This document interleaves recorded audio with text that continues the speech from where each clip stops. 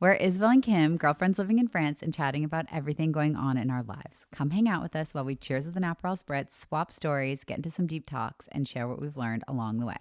If you like the podcast, make sure to subscribe and follow us on Instagram at cuckoo.pod. Hi, Kim. Good morning. Hello. Happy Monday.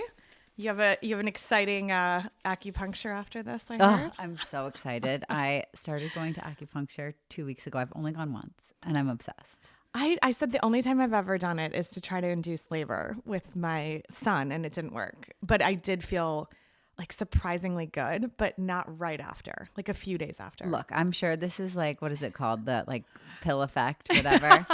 But placebo. The placebo effect. But I do have to say, after I went the first time, first of all, after the session finished, I like didn't know where I was. I was so confused. I was so out of it. In like a good way?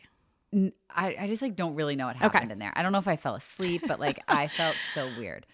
And it also hurt. Everyone says like acupuncture you can feel it. Doesn't hurt. Like you don't feel the needles. Like she did a few spots on my shoulder. I didn't feel it. But then she was doing like my back and my lower back and my skull. And I was like, like this, some of the spots, like I had some real little pain points. Maybe I'm just a baby though. I don't know.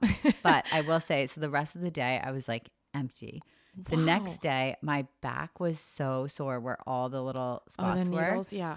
And then after that, I've been feeling great. Really? I don't know. I feel and like now you're like really into it. I just can't wait to go back. And I feel like I am the kind of person that holds all of my stress and like other people's stress inside. Same. And I don't know, like I don't like get angry or like let things out ever. So I think they just like accumulate and accumulate and accumulate. I was thinking the same thing this week. I do the same thing. I don't know. I feel like it just helped me kind of like loosen. And then I feel it like I notice like I'm my all shoulders crunched up like this and bent over. And I just feel great. That's amazing. I'm excited for you. So that's my little So I'm life kind update. of half motivated to try. I think you should. And you know, she's just right down the street. So. Yes, I know. I could walk there. So, okay. Well, So let what's me new know with how you? round 2 is. It's just been busy. I've been working a lot, actually. And I think you are back on the corporate grind. Yes. Sometimes the hours are starting to get to me because it's like the West Coast hours, which means that I start my day if someone's willing to do an early meeting at 4, but most of the time 5 o'clock. And then that kind of goes into like the night. So I would say with the kids too, because the kids are gone all day, but then you're not working till they're actually home. And they don't like it. Like I can hear them being like, "Mama, you almost done? I heard her say bye. I'm going to run upstairs." You know, and it's like, "Oh, I know." But I'm like, no, I've got another Zoom call like right after it. So the good parts about it are I can kind of work during the day, but also still do some things. Like I normally when I was working like I would call them regular hours, it would be really hard to like cram in a workout and like maybe like get groceries or do just like something else. Yeah.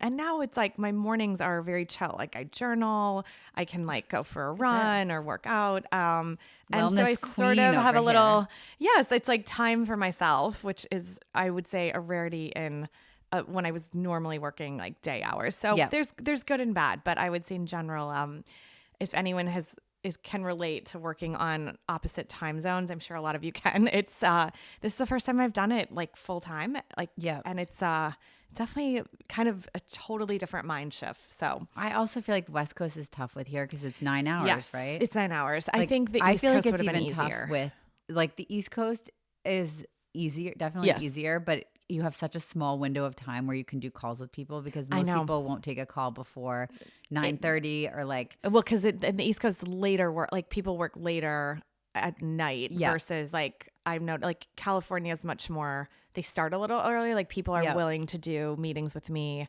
even at like 7:30 one is willing to. So it just kind of depends. But I agree. I think New York, New York, like it's probably not that much easier. Especially most of the people that we work with have kids. And so it's like once they're kids are at school or like their nanny comes, like once they're settled, it's like the earliest is like 9:30. Right. And then that's just about like an hour from when my daughter gets out of school. So I feel like I only have time for like one call a day. In New York. Yeah. Normally it's fine, but I feel like we're in a process, like in a stage now where we're doing more calls and stuff. So I feel your pain because I like feel it. Because you're doing it too, right? Even like probably you can start like 3 o'clock, 4 o'clock, 5 o'clock, or like, but that's when your daughter's home. I get it, but it's tough. Making it work. So we have a fun topic today. Are you ready? Yes, I am ready. Okay, we're going to talk about wine, cigs, and snacks. Yes, all the good things. All the good things. All of what we're going to dive into is kind of what we consider like vices. Like we think everyone has a vice in some way, shape, or form. And what we're observing and what we see of like cultural differences in each of these things. So we thought we would start with drinking. Okay. Always a fun topic. We're not drinking because it's like 9 a.m. here. Yeah, I know. I feel like last season we filming in the afternoon? Filming in the afternoon. I think we normally had like a spritz or something. Yeah, we were. But I mean, it's 9:30, 10 o'clock right now. I can't stomach a drink. It wouldn't at 10 be good a.m. for us with work the rest of the day. Yes. But I do think that there's so many interesting things to talk about. Oh, for sure. Between like kind of drinking culture in France versus the US. And I know that like I get so many messages on Instagram drinking related. People are so interested. Are so fascinated about like drinking. And I think, and I sort of understand. I think I can kick it off. Okay, why don't you kick it off? I feel like in the US, drinking is a little bit more black and white. It's like you're either drinking or you're not drinking. Yeah. And you guys tell us if you relate to this, but I do feel like most people, or at least like when I was in the US, it was like if I'm drinking, like I'm going to have a few drinks and like let loose a little bit. Yeah. But if I'm like, I wouldn't just come home from work and like open a bottle of wine by myself after work on like a Tuesday night, because I would just never do that. It was more like a social thing. Okay. Whereas here, I feel like I have learned to see wine. I mean, I don't drink cocktails almost ever during the week, but wine. And I usually will like, if I post my dinner, there's usually a glass of wine. Yeah. So I think people think I drink every single night, but I think I've had a little bit of a mind shift change where I see the wine as more like part of the meal. So maybe I'm having a drink every night, but sometimes it's just like a half glass of wine or just a small one glass, like just to drink with the food, because now I don't know, I feel like the more you drink wine and the more you pair it with different food, it does really like sometimes I'm like change. I don't think I can have this meal without the little glass of red wine, just because it makes it so much better. Do you know what I mean? Yeah, I mean my experience is probably like gone up and down since I would say before we moved here, it was like COVID, right? And that I think made me probably drink more. Like I was opening me too. Wine, or like we had this like cocktail kit. We'd make unique cocktails. It was like the only thing to do at the end. Yeah, it was just kind of like, all right, well, might as well do something. So, but I would say this last year of France, I've noticed drinking's much more like integral to the culture, but not in a way of like getting drunk. So like my observation, and when I first moved here, I was like, oh my gosh, everybody is drinking at lunch. Like you really do see that, like probably between, I would just say the culture of like lunch being an important meal of the day. Like nobody is sitting at an office like eating lunch in there like on a meet, like in a meeting. It would be very like culturally bizarre. Totally. Right. And so I think people tend to go out for lunch. And to your point, wine is looked at as part of the like lunch experience, not so much of I'm going to down a bunch of glasses of wine and then like go back to work. Yeah. And I do think people do go back to work after having wine at lunch. Like I think that's very normal. Like I've seen that like guys are in suits, or like women are clearly dressed up and they're like walking back to an office. So I also think they're like not having like maybe if it's between a few people. But I think like one difference is it's sort of like usually when you see people out at like a nicer, more sit down restaurant, it's people on like work meetings. Yes. And so then maybe they would like have a glass of wine. But then I do think that like there's obviously the other people who aren't going to sit down restaurants for lunch. That's more like takeout. But I do think it's so normal, so normalized that if you're eating in a nice restaurant, you're going to have a glass of wine. And I feel like even like waiters and stuff, I feel like it would maybe I'm totally wrong saying this, but I feel like if you're especially at a nicer place, it would be weird if you didn't a glass of wine. It would be weird if you didn't order wine with the food, because they always ask, like usually when you sit down, they'll ask like what wine you would like to eat with the main meal when you order. That's true. And they automatically give you a wine list. It's not like something you have to ask for. Like it's considered, I think, part of just the overall like dining experience. Yeah. So I agree. I think that's like I see it a little bit differently, like so because in the US, like does that happen? People drinking at lunch? Yeah. No, like especially for work, no way. Because like I'm trying to think, the last time I worked in an office I was really young, like I was like 25 and I guarantee that I was eating every single meal at my desk like this. I think that's much more normal. Even in bigger cities, like I worked in New York and San Francisco, and you would just go out, get a quick salad and get back. Like, okay. And maybe if you did go out to lunch, it would be like a special thing, like I'm taking a teammate out and we're gonna like talk about something, or okay. But you would never have wine at that lunch. Well, it's true. I also think like legally in France you have like 1.5 to 2 hours off for lunch every day. Yeah, that's like a long time. Maybe it's not 2, but that's a really long time. So I guess it also makes sense if you go for more sit down. I think the other thing that I've noticed is the difference. A lot of people, especially probably in bigger cities, do happy hour. Like, and I see signs for happy hour in France, but I don't think people are like immediately at like 5 o'clock all gathering in like a bar, and it's like this all centered around like drinking and like socializing. I feel like that's very American and British. Yes, for sure. I don't see in Paris like a little bit more, but not really. Not on the same level of like it was a very like if you walked home from work in a bigger city, I mean it was everybody like especially if the weather's nice, like it's just so much more culturally normal where I don't see that happen here. Like that time period. So let's just call it from like 5 to 7 would be like goûter time, right? Yeah. Do you want to explain that? Yeah, goûter. Well, I guess goûter is more like 4:30 when you get out of school. But yeah, no, like the happy. I think also because people go to work a little bit later here, they work later. Like I think most people work till 7:30. Oh, is that right? Yeah, like because they're coming into work at around 9:30. Plus you have that 1.5 hour lunch break, which like for me, oh my gosh, I would so much rather skip the lunch break and be done early. But so I do think there's like more of a space for that, and so then people usually like leave work, get their kids. Yes. But anyway, sorry, the goûter is like this after school snack that I feel like maybe we can talk about it when we talk about the snacking that part. Sounds good. Okay. Just because it fits in well there. So I think the only other point that I've noticed in the drinking is like I would not say that you see a ton of people unless they're like college students or something like drunk. Really drunk at night. Like no, on the weekend. Like I don't see people ever like stumbling around or like yelling, like, you know, having really loud conversations. Yeah. Like it's less, I would say, culturally okay to be like really drunk. I completely agree. And I feel like it's like when you see like a drunk tourist, it's like so obvious and jarring. And like, whoa, like this is crazy. Yes. There's one street by my apartment in Paris called Rue de Lappe, which is like only bars. And I think it's just like cheap bars. And people are so drunk there, but it's really the only place in Paris I've ever seen like so many drunk people, and like so drunk that like I would be walking to Pilates class sometimes the next morning after dropping and they're still out at like 8 a.m.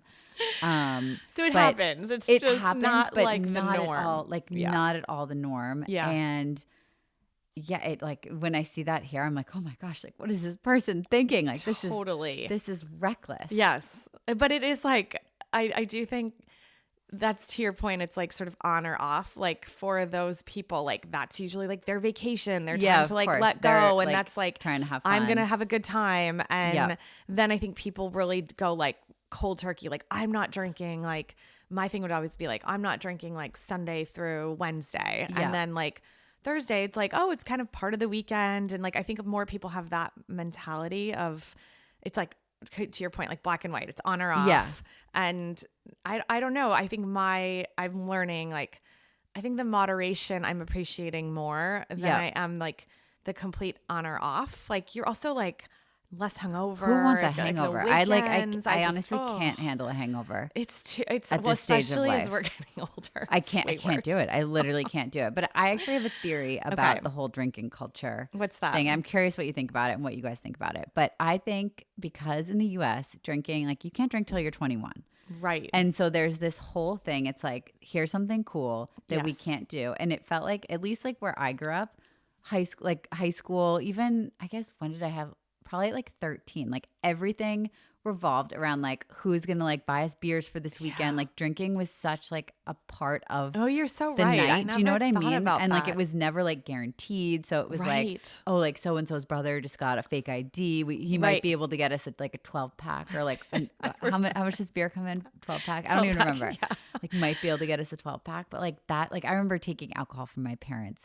Like stealing and like filling it up. We like would the fill vodka, like then water filled with bottles. Water. Yeah. And so I feel like there was always this sort of like cool factor around alcohol. Do you know what right. I mean? Well, it's also when something's not allowed or prohibited, like pretty prohibited until Like, you're you just want all the it. way till 21, which the drinking age here is 18, by the way. But I think people are enjoying wine like a lot younger even probably than that. Honestly, I don't even know, but just the fact that it's not illegal. And then like the fact that like the college experience in the US is so Revolved heavily around drinking. Yes. focused. Like everything was revolved around drinking. And when I see it now from like eyes after living in France, I'm like, that seems crazy. Yeah. But like that's just like what it was, and it was so totally normal. So normal. I know. And I do feel like is it Gen Z? I feel like the younger generations are like not drinking the same way that we grew up drinking in college. Totally. Because we were like, I don't know, I was drinking all the time in college. I think that was like part of our generation of like what you did in college. Like being in a sorority, like that was a very normal part of my life. Like I just think that you were in a sorority. We never talked about No, we've never talked about this. Okay, another episode for another time. But yeah, so I feel like that's part of it because I feel like here you grew up. I remember seeing when I first moved to Paris, I was babysitting in the 16th, and I would pick up the little kid I was babysitting for from school, and we would walk to the metro, and there would be like high school students like sitting having beers at the like one of the little restaurants there, and I was like, this is like crazy. Just out in public. Yeah, like you're not hiding in a basement having like a small beer, but like none of them were like drunk or whatever. They were just like all sitting there so like put together, like just having a drink and smoking, which we'll get to next. Oh yes, that's our next topic.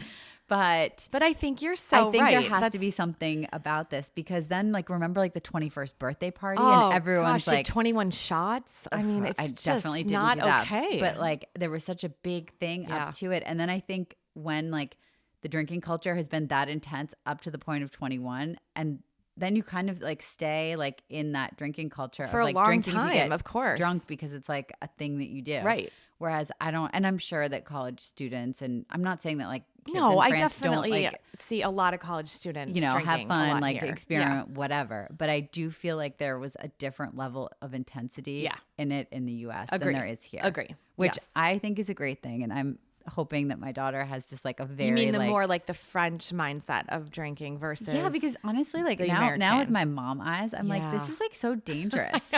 Well, now with my mom eyes I'm like, I almost want to introduce them to alcohol like younger as part of a lifestyle. Same. Rather than being like, don't you dare have a sip of that. If we like, find out you've been drinking.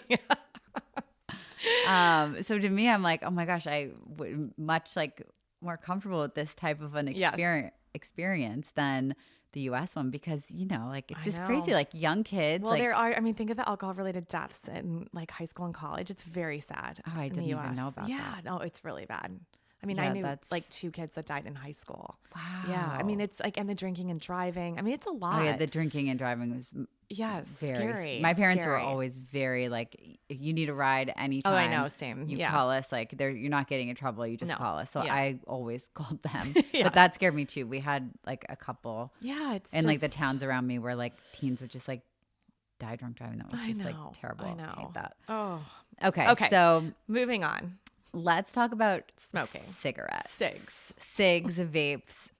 I still think this is probably one of my biggest culture shocks. Same. Moving to France. Like I remember so vividly the day, I think it was 6th grade, maybe 5th grade. I was like 11 or 12. Okay.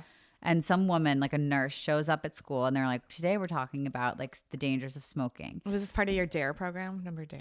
It was probably DARE. Yeah. And she whips out like some lungs, like pig lungs. Did you guys do this? I think I vaguely remember. Oh my gosh. She pulled out these like beautiful pink pig lungs. They looked so healthy. Okay. I mean, I would never like say they were beautiful, but after I saw the other version, I was like, these are pristine. So she has these like pink lungs, and I want to say she was like blowing them up with air, and you could like see that they filled and that they came back down.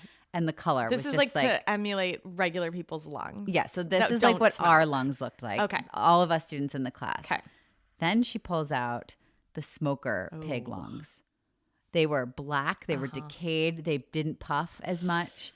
It was traumatizing. And in that moment, I was like, I'm never smoking. Why would anyone smoke? And I even remember I had a friend, and I think it was like one of her parents did like a smoky cigarette sometimes. Oh. I remember finding them at our house and we were breaking them up because we were like, this is so dangerous. Dangerous. Right? I thought cigarettes were the worst thing in the world. 100%. Yes.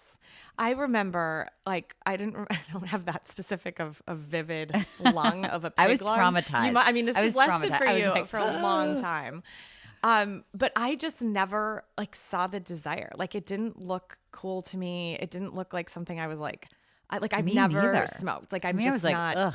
It just looked like gross and it smelled and the people smelled after bad, smoking made your breath and bad, your breath was bad. Like I just never understood it. Me neither. So I guess I'm speaking from a perspective, both of us are, of like having not been like addicted to cigarettes. Yes. Whereas I will say, okay, go ahead. I like when I was in New York and we were like going out a lot, I was like sometimes would have like a cig if other people were there, like, just maybe like to be like talking look and talk. And maybe I thought that was cool for like a year, but like I never ever have like bought packs of cigarettes. No, I don't think I've ever bought wake up in the morning and have a cigarette. No, like I've like, but yeah.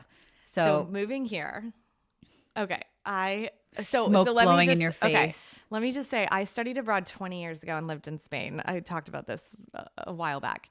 And a lot of people were smoking then. But I think 20 years ago, it was like a little more common than it was now in the US. Like I wouldn't say, I still was shocked by the number of people I saw smoking in Europe versus the US. And like in the club. I remember being in Barcelona. In the bars. Like everyone was inside, like everywhere. So I just remember like always being like in Cigs. That's what we should have titled this.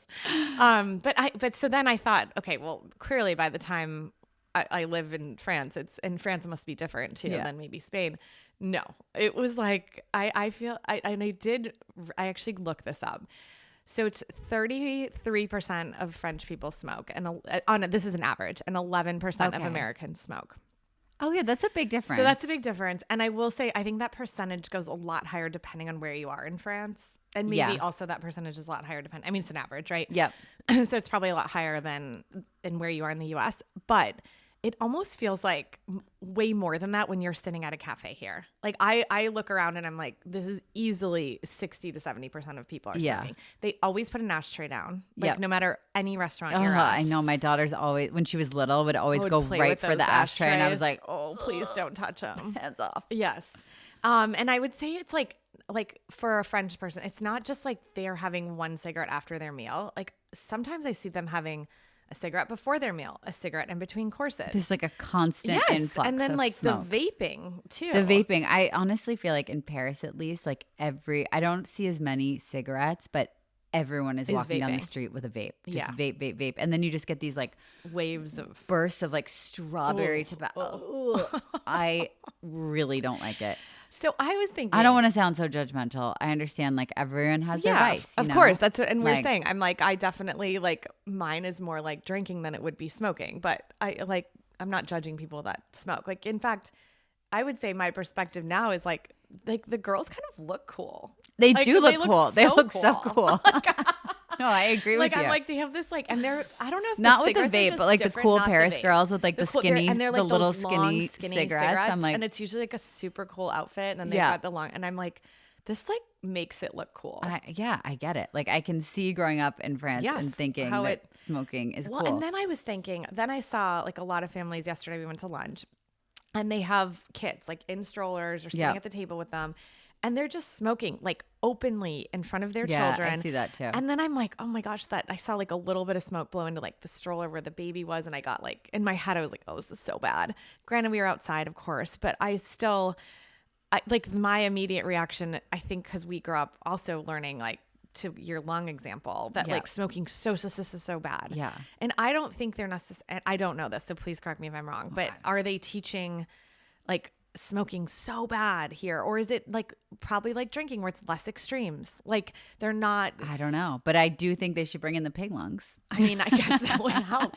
But I guess my point in saying that was, if you're watching your parents like smoke in front of you and you're young, like you just assume this is normal, right? Like so then, I mean, right now, like I live by a few of the lycée high schools, and I've like walked by during their lunch break. Everybody is smoking. Oh yeah, no, that's coming like out of the high school. And all the high school students. I mean, it's Paris like they too. literally walk out of the high school and probably middle school. I just don't live by a middle school, but they're immediately vaping or smoking. That's like so crazy to me. I remember seeing that too, and I was like, whoa. And it's not like the teachers are going to come out and be like, what are you doing? They're probably having one with them. Yeah. You know? Yeah, no, probably. So yeah, I don't know. The smoking is definitely still shocking to me, and it doesn't seem like it's going anywhere. No, doesn't seem I like mean? there's any like, oh, I see fewer people sometimes smoking. And it's interesting because in my head lately, I've been like, maybe it's balanced by the fact that they're like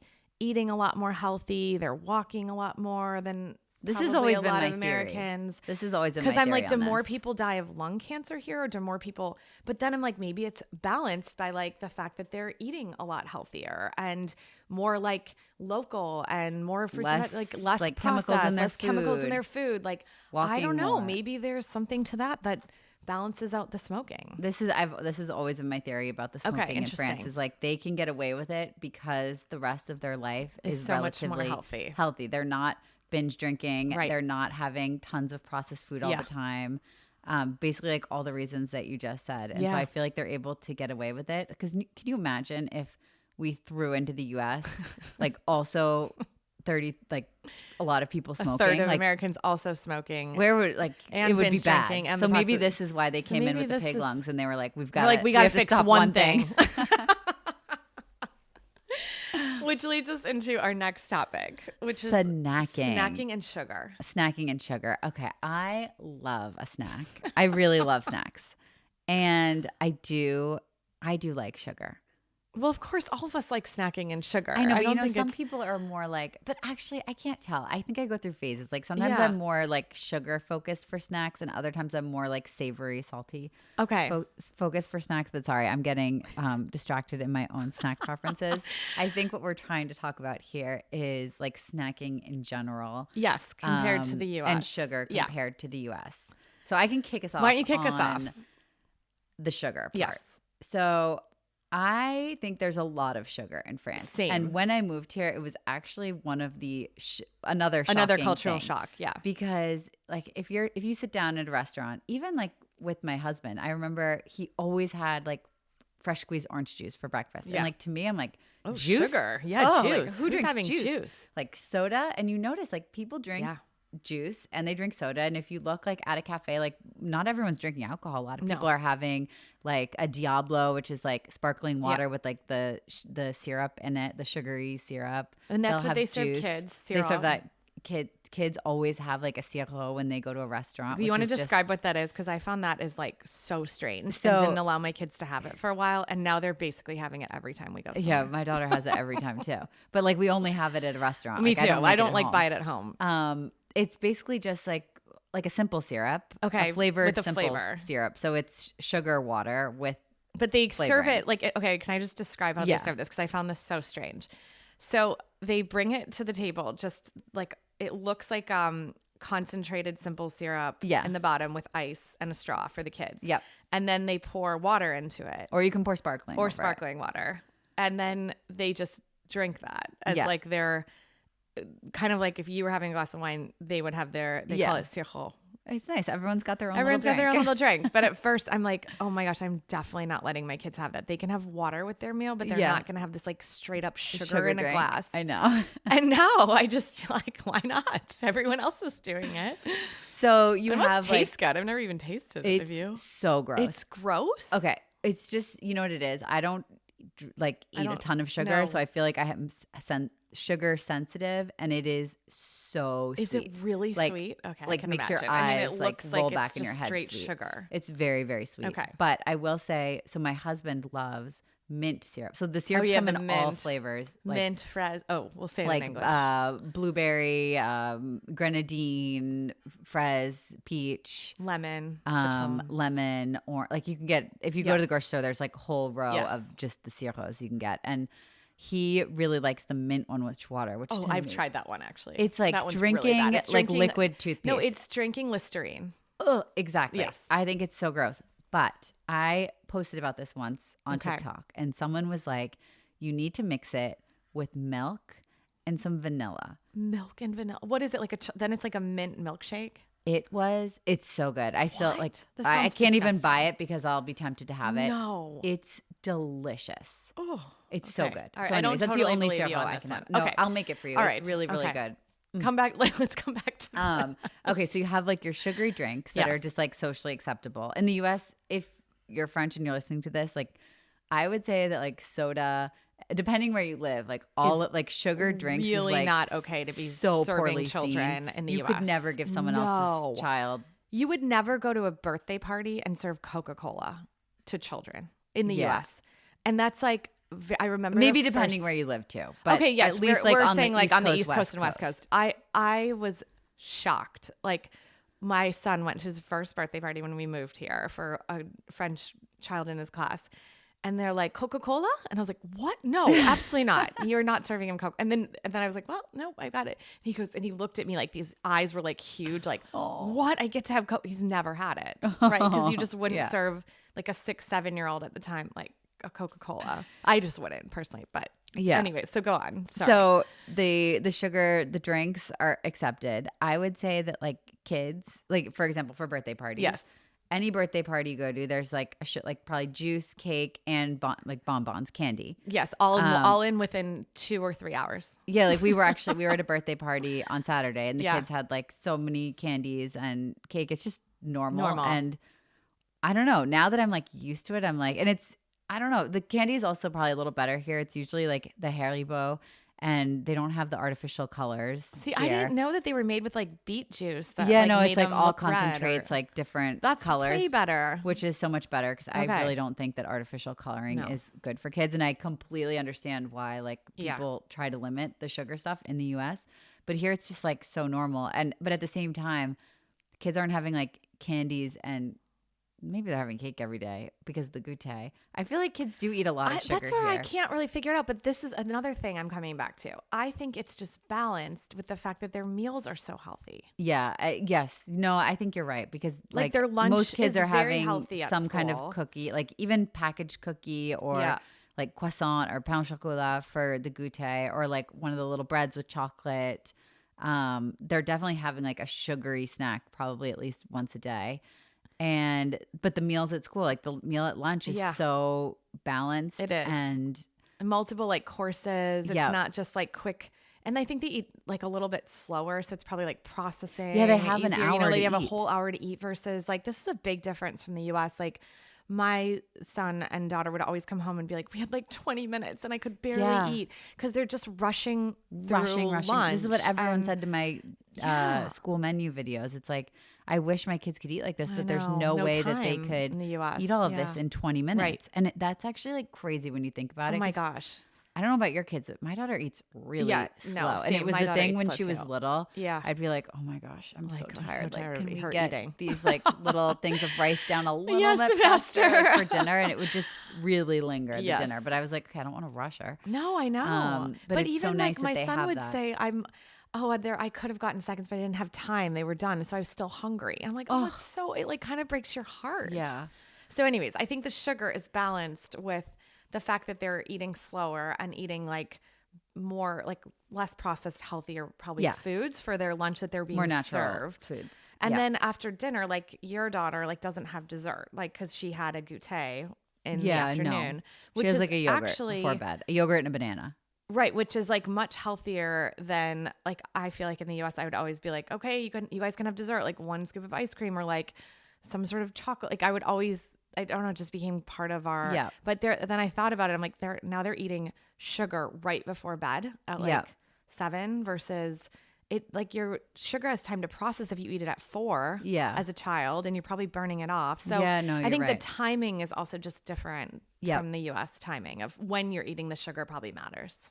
Yeah, I think that's actually a really good point because, well, I don't know. I don't really think French kids are having dessert before bed. No, I don't because think like the dessert would be the 4 o'clock or the 4 o'clock snack. Exactly. So and then it's also like because some people are like, well, it's really late in the day at 4:30 to have like a sugary snack. Like, isn't dinner next? But sugar burns off really quick, and you get hungry fast. And I think that French people are maybe eating a little bit later than they definitely are. Your average American family. Because I have friends who's like are having dinner at like 4:35, like with in the little US. kids. Yeah, for sure. So I think it all kind of works out. But I do think you're right about that. I think another thing that's interesting is because of like the very set, like the snack time here is more like a meal almost.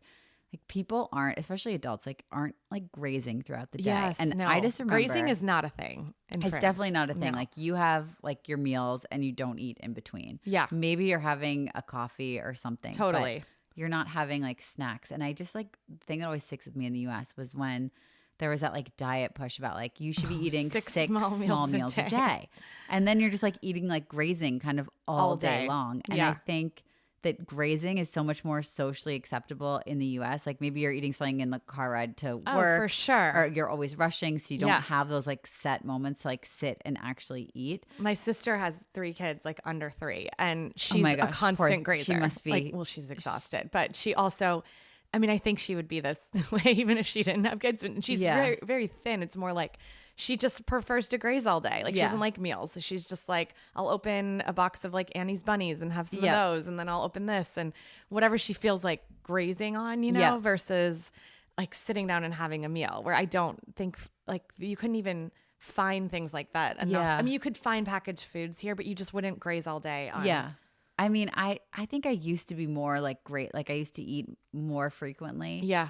More often. And then I just like so preferred doing just the meals because then you're actually hungry for your meals. Yeah, and you're like excited about them, and it's like part of the experience, you know, like where you get to sit down and like enjoy a meal. And look forward to something. For sure. I'm like team set meals. Yes, I am too. And I feel like France really like changed that for me. I think what's for me, like I always enjoyed like a nice meal like at a restaurant, but it wasn't usually for lunch. Like I felt like lunch was more just like something quick and easy. Like I just never really liked lunch. No, but now I love lunch. Yeah, me here. too. It's probably like my favorite meal versus dinner. I just don't.